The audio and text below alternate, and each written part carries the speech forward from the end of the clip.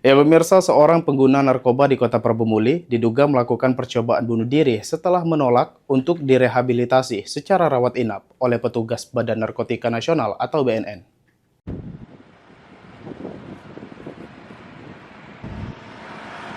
OB, warga Kecamatan Prabu Muli Timur, Kota Prabu Muli, diamankan oleh petugas BNN Kota Prabu Muli. Setelah dilakukan asesmen, OB dinyatakan positif sebagai pengguna narkoba dan direkomendasikan untuk menjalani rehabilitasi rawat inap.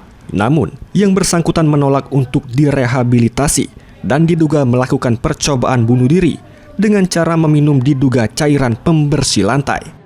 OB sempat dilarikan ke rumah sakit oleh pihak BNN Kota Prabu Muli dan saat ini telah berangkat ke tempat rehabilitasi dijemput yayasan di kantor BNN Kota Prabu Muli dan disaksikan keluarga.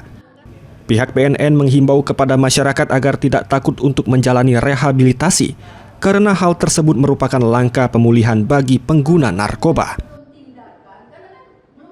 Ini kategorinya harus rawat inap. Nah, rawat inap karena yang di Kalianda Lampung itu penuh.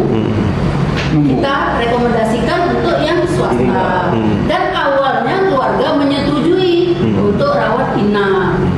Gitu. Tapi kita sampaikan memang ini terbuka. Rawat inap yang swasta atau dengan yayasan itu karena tidak ada biaya dari pemerintah berbayar. Nah, karena berbayar keluarga masih mau mengupayakan. BNN Kota Prabu Muli menegaskan akan terus melakukan penanganan dan pendekatan humanis terhadap pengguna narkoba, serta mendorong agar mereka mau menjalani rehabilitasi demi kesembuhan. Anggi Perkasa, PAL TV.